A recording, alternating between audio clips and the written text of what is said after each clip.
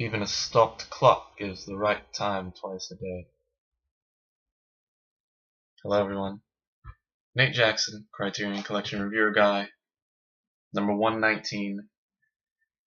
And I have to apologize for being an American. I've been calling it Withnail all this time and sound like such an idiot. It's Withnail. Withnail and I. It's just spelled with an I. But apparently in one of the little documentary on the movie, apparently Bruce Robinson, who had a friend named Withnail, he apparently couldn't spell, and so he spelt it with an I, the second L with an I instead of two L's. So that's why it's spelled Withnail, but it's pronounced Withnail, which makes sense. Who the hell would go around calling Withnail? I just figured that just contributed to the uniqueness of this movie. But anyway, yeah, Bruce Robinson's Withnail and I, number 119, the Criterion Collection. 1986, 108 minutes, starring Richard E. Grant as Withnail and the Doctor himself, the eighth Doctor himself, Paul McGann, as quote unquote I, though for simplicity's reasons we'll call him Marwood, because that's his name in the screenplay, or I think it's in the screenplay, but his name's never said in the movie. It's just pronounced. Even in the credits it says ... and I, Paul McGann. But Marwood's a nice name, so Withnail and Marwood, let's just call it that. So anyway, basically this movie is about these two actors, Withnail and Marwood, who are unemployed and basically just living, or trying to live, in this really disgusting apartment, this flat, and they've got trash and dishes all over the place, and they're really poor, and Withnail is like a boozer, a real boozer. He ends up drinking lighter fluid early in the film because he's just desperate for something to drink. And Marwood is sort of like his buddy, is just kind of his partner in crime. He's a little more straight edged than Withnail. He's a little more reserved, and yeah, it starts off with basically their relationship, it's setting up their relationship in the flat, and it works. And I figured this would work totally as a some kind of play, and it probably has been. It probably has been adapted into a play, at least some of the early scenes. Yeah, and then their drug dealer friend Danny comes by once in a while and waxes philosophically on the '60s and whatnot. And he's a total mess himself. Anyway, one day they go visit Withnail's uncle, Mortimer, or Montefiore, or Uncle Monty, who is very especially when it comes to carrots. Apparently he has a thing for carrots, or his innuendo refers to carrots as the man's, anyway. So yeah, one day they go, Withnail and Marwood go holiday in Uncle Monty's cabin, and they go off north, and they get there, and it's the weather's horrible, and it's raining, and nobody wants to talk to them. They get horrible service wherever they go. And yeah, and then eventually there's a poacher they try to make friends with, but he's a real mean guy and all that. At one point they think that he's breaking into the house, but it turns out to just be Uncle Monty who's spending the night with them. He brings food and wine, but it turns out that apparently the only reason he's staying is so that he can have sex with Marwood, whom apparently Withnail told Monty that Marwood was gay, so that they could get the place. They wouldn't let him have it if he was straight. And so when he comes there, he's totally putting the advances on Marwood, and yeah, it's hilarious. And he finally ends up lying to Monty and telling him that Withnail and Marwood are a couple, and so then he finally leaves and all that. So anyway, after that they go back when they find out that I guess Marwood's got a part in the play, and so they go back and they find out that Danny's been squatting in their place with his big black afroed guy, presuming Ed, I think his name is.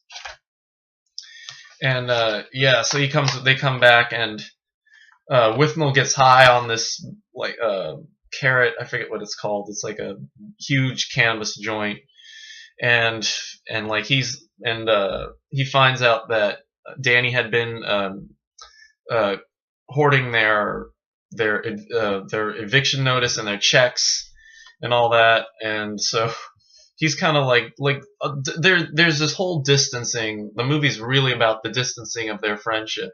They start off very close, but as as Marwood finds out that Withnail is honestly not treating him as well as he would want to be treated, like there's a distancing, I mean, like where he tells him that he's a toilet tosser, toilet tusher, whatever the term is.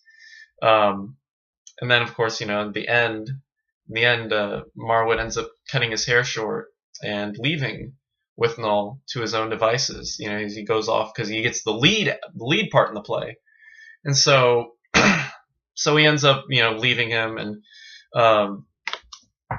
Withnail ends up quoting a lengthy passage from Hamlet, in reference to an earlier scene where Monty, I think he or Monty says that he will never play the Dane, and he ends up reciting Hamlet in the end and walking away in the rain all by himself, and that's basically the plot. So a lot of this is based on Bruce Robinson's own life, and yeah, there's a lot of it that's in his. I think the I is apparently supposed to be Bruce Robinson, which is apparently why it's called Withnail and I.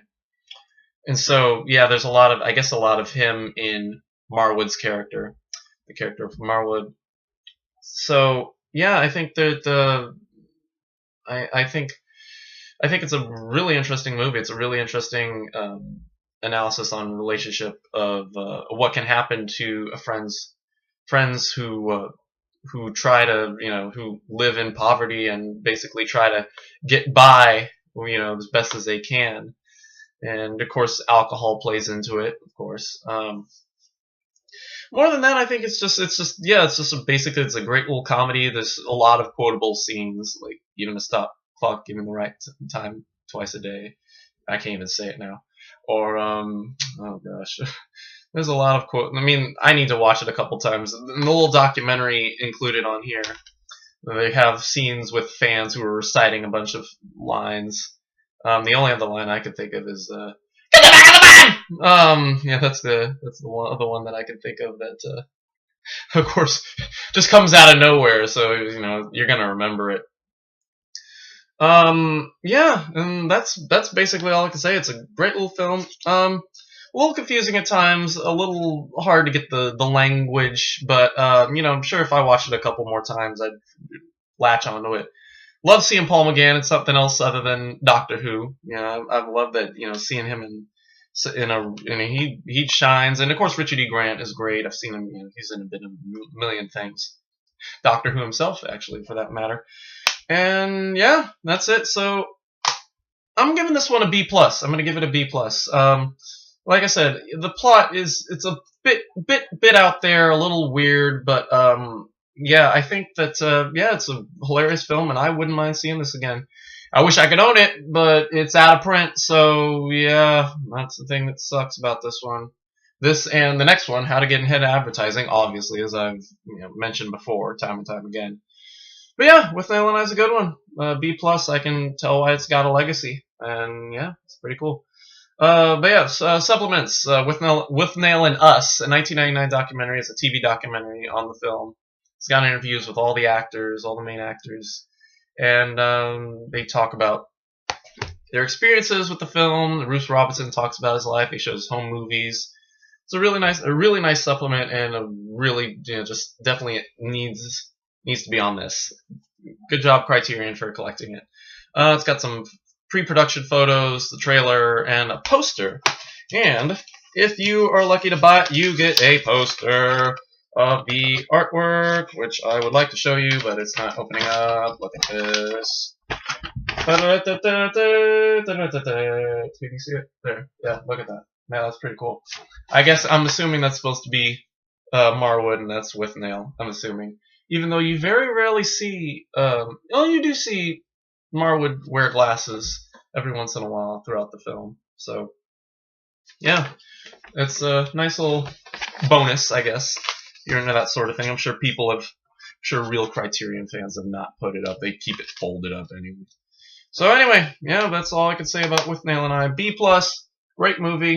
A little confusing, but awesome in itself. So check it out. All right, that's it. Let's talk future. Tomorrow, how to get ahead of advertising. Finally. Yeah, once again, still there's only one copy of the Criterion edition in some place like Stockton or something, or San Francisco. And yeah, still can't get it, so we're stuck with this. But like I said, I think the only supplement are no supplements other than the trailer. I think so. This will work for now. And yeah, that's tomorrow. And then Tuesday, we got Criterion Collection of Billy Liar. The other version I had, this is the actual Criterion edition, but because it's from Azusa, all you get is the disc.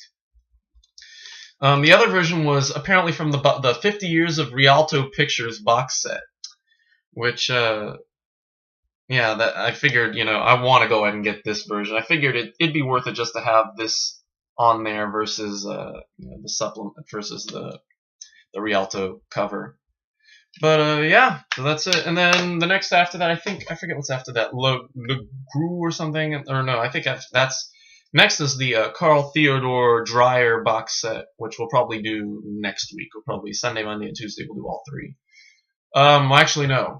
There's no, actually no. We'll probably start Saturday. We'll actually start before that because I don't want to hit into Christmas. And there's 4 in the box set, and I want to do them all in like not one big setting, but like one block before I take like a break, and do my other life, and then come back to Criterion. You know what I mean? It's like that's why I want to do this one. I wanted to do Withnail and I was gonna do it Thursday, like I said, but I ended up deciding to do it now, and then so that tomorrow I can do How to Get Ahead in Advertising, and just do the 2 Bruce Robinson films back to back, and then have Billy Liar as just a weird supplement film, even though it's a real film. Yeah, so that's it for me. Thanks for watching. Don't smoke carrots. Stay away from carrots. And don't get drunk, and don't let your uncle come on to you. And yeah, that's the greatest supplement, the greatest moral I can think out of this. And we will see you tomorrow for How to Get Ahead Advertising. And until then, goodbye.